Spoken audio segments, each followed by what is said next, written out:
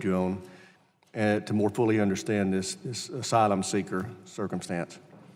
You made reference in your statement that for many of, well, first of all, that 90% of the asylum seekers are denied when they actually finally have their hearing.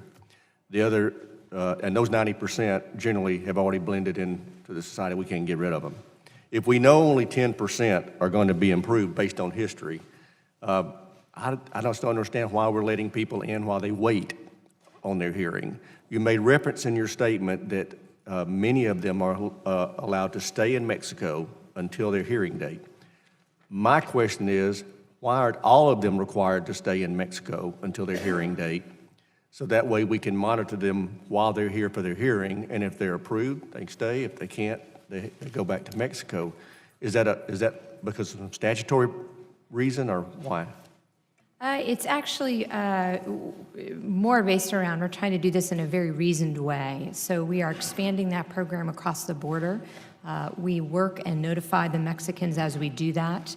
You have seen statements made by their secretary, their equivalent to Secretary Pompeo and my equivalent, that they are determined to protect the humanitarian rights. So we do it in conjunction with them as we expand the program. We're doing it in a very systematic way. But the goal is to expand that across the border. So you are trying to get to the point to where Yes. only people can get in for their hearing at the time of their hearing? Yes. Excellent. What can we help you with to make that happen more rapidly? So we have all of the authority we need from the underlying INA statute. What we are looking for is additional requests, if any, that we need to come back to you with. This requires some new things, for example, transportation from the ports to the courts. So when we have the court date, we will go back to the port to pick up the migrant, take he or she to the court.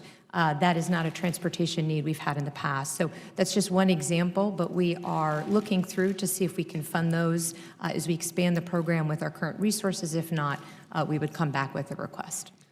My understanding is that the Mexican government has made available asylum to all asylum seekers who have been coming from south of Mexico into the country trying to get to the United States. Is that accurate?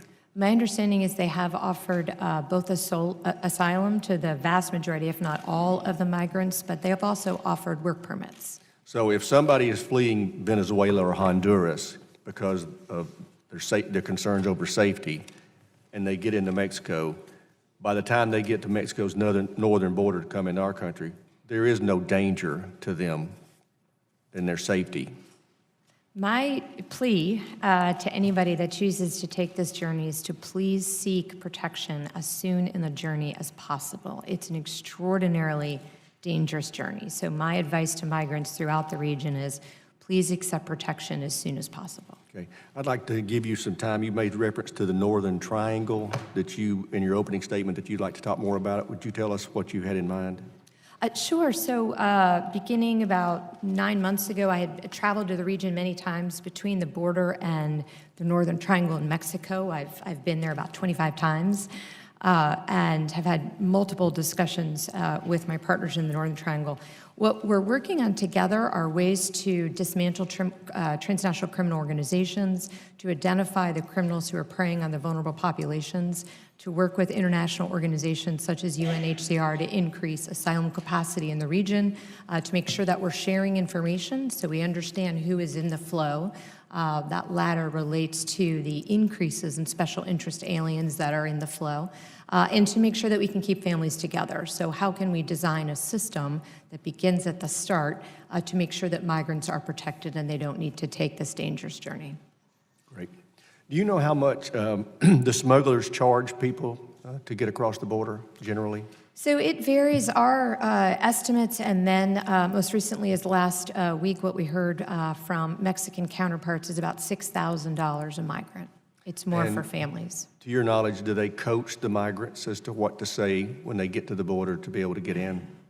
We have seen instances, absolutely, throughout the region where they are provided information on pieces of paper.